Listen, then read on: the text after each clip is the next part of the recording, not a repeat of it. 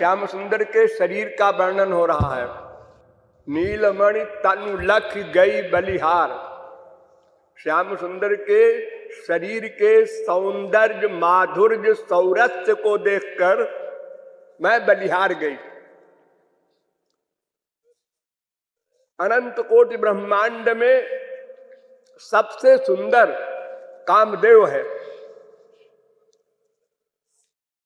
हमारे संसार में जो सबसे सुंदर होता है, विश्व सुंदरी जिसे कहते हैं, वो कामदेव के आगे ऐसे लगती है जैसे सूकरी। सुअर होती ना, सुअर सबसे गंदी, ऐसे ही कामदेव के आगे संसार की विश्व सुंदरी होती है। इतना सुंदर होता है कामदेव। उसके शरीर से भी सुगंध निकलती है। उसके शरीर में मल मूत्र आदि कुछ नहीं होता।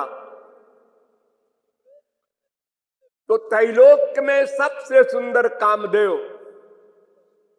और उसकी बीवी है एक रति, उसका नाम है। वो स्त्रियों में टॉप करती है रति, पुरुषों में टॉप करता है कामदेव। तो इनकी जो सुंदरता है कामदेव की या रति की, उसमें गुणा करो। कितने से करो? 1000 से, लाख से, करोड़ से नहीं, अनंत से गुणा करो। कामदेव के सौंदर्य का अनंत गुना सौंदर्य, 1000 लाख करोड़ गुना नहीं, अनलिमिटेड। ऐसे श्याम सुंदर का शरीर है। बस इतना सा आइडिया दे सकते हैं। और कैसा है ये बताया नहीं जा सकता। क्यों? इसलिए कि उसके समान कोई दूसरा स्वरूप संसार में नहीं है। अरे कामदेव के समान कोई स्वरूप नहीं है, तो श्याम सुंदर के समान किसका स्वरूप होगा?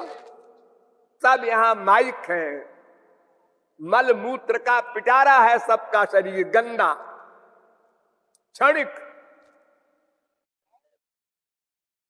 और जीवों के, मनुष्यों के अलावा जैसे हिरण है, उसका चमड़ा पवित्र माना जाता है। उस पर बैठकर बड़े बड़े योगी सन्यासी ध्यान साधना करते हैं। लेकिन मनुष्य के चमड़े का वो भी मूल्य नहीं, 2 कौड़ी का। तो अनंत कोटि कामदेव के समान सौंदर्य, माधुर्य, सौरस्य, सौशील्य, सौकुमार्य श्याम सुंदर में है। और तो और उनकी सुंदरता उन्हीं के मन को मोहित कर लेती है। औरों को छोड़ो, सारे विश्व के मोहन है श्याम सुंदर, और मदन मोहन है। मदन माने कामदेव, उसके मन को भी मोहित कर लिया।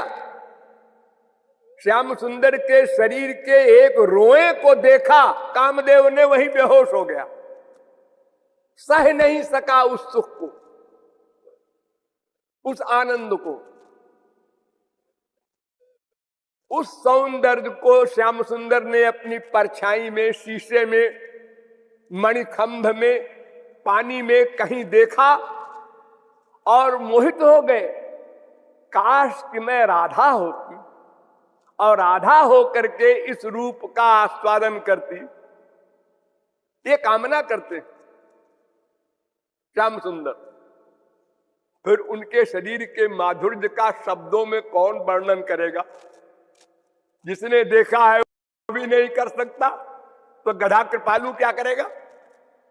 वर्णन नहीं हो सकता, वो शब्द गम्य नहीं है। अरे उनका तो छोड़ो, संसार में किसी चीज को आप शब्दों में नहीं बांध सकते।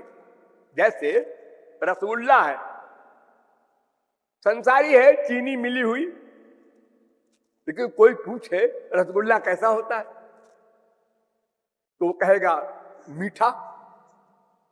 ये मी और था बोल देने से हमको तो बोध नहीं हुआ रसगुल्ला कैसा होता है। तुमने चीनी खाई है ना? अरे कोई मीठी चीज खाई है? अजी नहीं, मैं तो नीम का कीड़ा हूं, मैं क्या जानूं मिठाई क्या चीज होती है। तो फिर तुमको हम नहीं समझा सकते। उसी प्रकार जो मायाबद्ध जीव है, जिसका अंतःकरण गंदा है, माइक है, प्राकृत है, गुणात्मक है, दोषात्मक है, वो भगवान के सौंदर्य का अनुभव ही नहीं कर सकता। और जो अनुभव कर सकता है वो शब्द के द्वारा बोध नहीं करा सकता। बोध कराने का मतलब अनुभव, अनुभव से बोध होता है, शब्दों से बोध नहीं हुआ करता। तो अनुभव तो भगवत प्राप्ति के बाद होगा, लेकिन होगा भी जब, तो वो बता नहीं सकेगा। जैसे गूंगा गुड़ खाए, रसगुल्ला खाए और फिर हिला दे, ऐसे ही भगवान के सौंदर्य सौरस्य का रस लेने वाला रसिक कुछ नहीं बता सकता, बस शब्दों में इतने बताएगा। अनंत कोटि ब्रह्मांड के सौंदर्य का अनंत गुणा सौंदर्य कामदेव में, उसका अनंत गुणा सौंदर्य श्याम सुंदर में। बस शब्द की अंतिम गति ये है जो मैंने इन पद में बांधा है।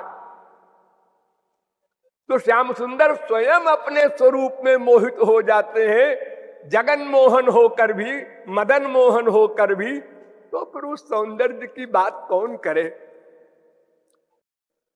उनकी चिन्मय तनु लख ज्ञानी हूं मानत मुक्ति हिखार।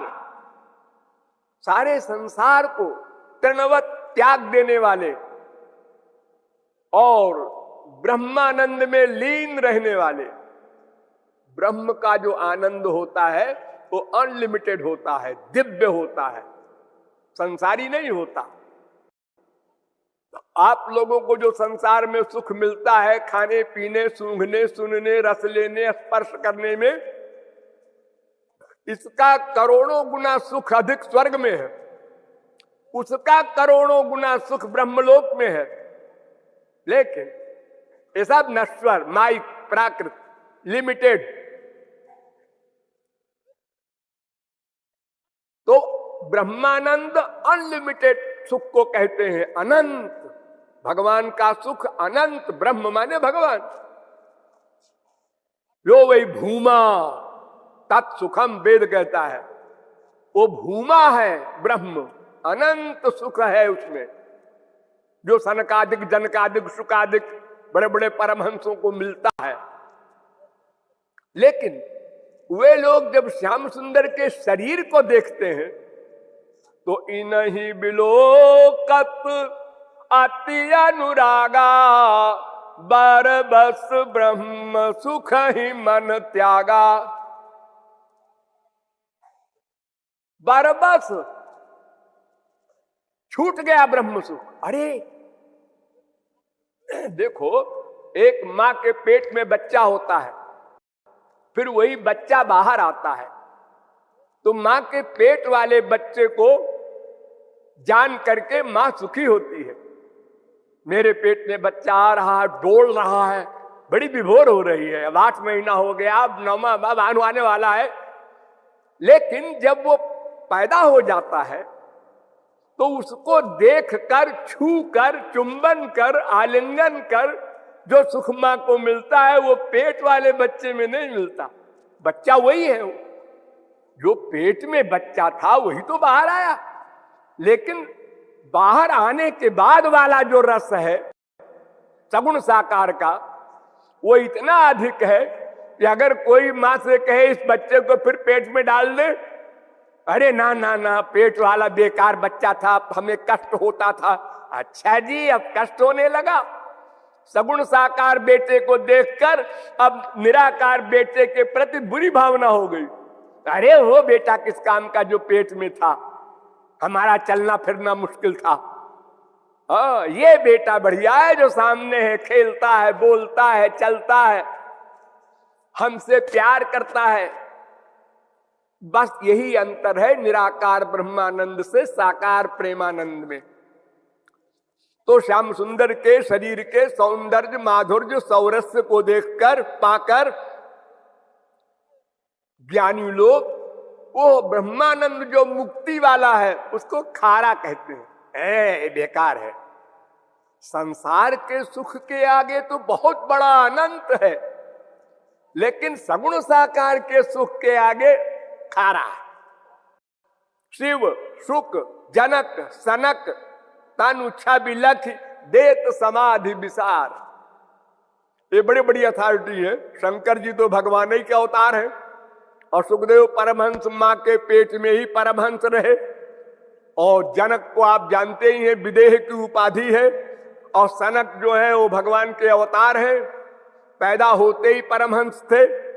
ये लोग समाधि भुला देते हैं श्याम सुंदर के शरीर का सौरस्य सौंदर्य देखकर, औरों की क्या गिनती, साधारण लोगों की क्या चर्चा। उनके रोम रोम ते उमा रमा ब्रह्माणी वाणी लखी नहीं पतिव्रत धार। पतिव्रता धर्म में टॉप करने वाली उमा, पार्वती, रमा, कमला, ब्रह्माणी, वाणी, सरस्वती, ये सब पतिव्रता स्त्रियों में टॉप करती हैं। पतिव्रता माने जिसने सारे जीवन में कभी एक बार भी सपने में भी पति के खिलाफ नहीं सोचा, उसको पतिव्रता कहते हैं। आज पतिव्रता का अर्थ है फिजिकल संबंध और जगह नहीं हुआ इसलिए वो पतिव्रता है। एक कथानक है कि एक स्त्री धान कूट रही थी, पति ने पानी मांगा तो उसने वहीं पर पानी लाओ कहा, उसने मूसल छोड़ दिया ऊपर ही, वो टंगा रहा उसी प्रकार। पानी दे दिया पति को, फिर मूसल को पकड़ के कूटने लगी। ये तमाशा एक सहेली देख रही थी पड़ोसन, उसने कहा अरे जीजी ये तो क्या कमाल किया तुमने, मूसल खड़ा रहा है सिर्फ आकाश में। तो उसने कहा कोई जंत्र मंत्र नहीं है, मैं तो पतिव्रता हूं इसलिए तो रुका रहा है। तो पतिव्रता तो मैं भी हूं। वो भी गई अपने घर में और पति से कहा देखो मैं जब मूसल ऊपर करूं तो तुम पानी मांगना। पति ने कहा क्या जादू दिखाएगी, कहे देखना मूसल खड़ा रहेगा आकाश में। तो ने कहा ठीक है देखे हम भी जादू भाई। तो जैसे ही मूसल ऊपर गया पति ने कहा पानी लाओ, उसने छोड़ दिया और नाक का ऑपरेशन करते हुए वो नीचे गिर गया। अब वो गई पड़ोसन के पास, अरे तूने तो मेरी नाक कटा दी, मेरी बेइज्जती हो गई, मैं तो पतिव्रता के सूची में मेरा नाम ही नहीं रहेगा। तो उन्होंने कहा बहन जी आप दिन में 10 बार तो लड़ती हैं पति से, 10 बार दिन में झगड़ा करती हैं, उसके कार्यों में गलती निकालती हैं, तो पतिव्रता कहाँ है आप। व्रत का मतलब है उसके अनुकूल ही रहे सदा, चाहे गुरु व्रत हो, चाहे पतिव्रत हो, चाहे भगवत व्रत हो, सबका एक मतलब है अनुकूल ही रहे सदा, अनुकूल ही सोचे सदा।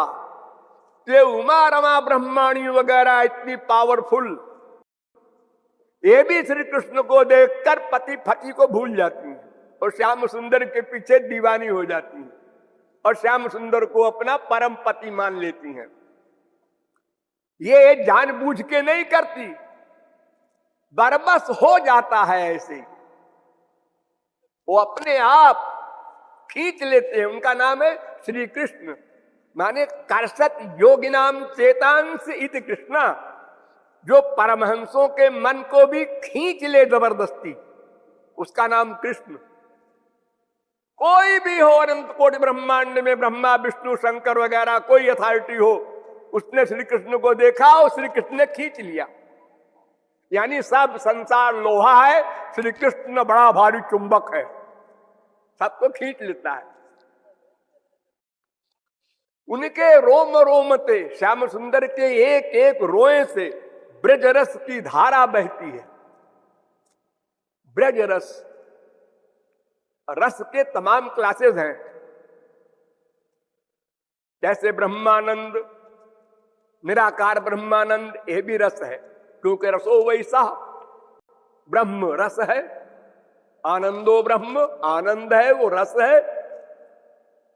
फिर उसके बाद महाविष्णु का रस, फिर उसके बाद मथुराधीश श्री कृष्ण का रस, उसके बाद द्वारिकाधीश श्री कृष्ण का रस, तमाम रस हैं। फिर दास्य भाव का रस, सख्य भाव का रस, वात्सल्य भाव का रस, माधुर्य भाव का रस, फिर साधारणी रति का रस, समंजसा रति का रस, फिर समर्था रति का रस, प्रेमा भक्ति का रस, स्नेह भक्ति का रस, मान भक्ति का रस, प्रणय भक्ति का रस, रास भक्ति का रस, अनुराग भक्ति का रस, महाभाव भक्ति का रस, अंतिम है वो है ब्रज रस, महाभाव रस वाला। वो श्याम सुंदर के रोम रोम से बहता रहता है। लेकिन अधिकारी कोई मिलेगा, हर एक को नहीं मिलेगा। आप लोगों ने अनंत बार श्री कृष्ण को देखा है, राम को देखा है, लेकिन मुंह बिचका दिया देख के, यही है। अरे जीगे तो हमसे भी गए गुजरे। हमारी बीबी खो जाए तो हम बहुत से बहुत पुलिस में खबर दे देंगे, रेडियो पे अनाउंस करवा देंगे। ये तो पेड़ों से पूछ रहे हैं मेरी सीता कहाँ है। ये तो बड़े ही गिरे हुए इंसान हैं, इनको भगवान कहते हैं वशिष्ठ जी। वो बूढ़े हैं, उनका भी दिमाग खराब हो गया। ऐसे हम लोगों ने उस समय मंत्री की, और जब वो चले गए तो हरे राम राम राम हरे हरे, ऐसा करते हैं हम लोग।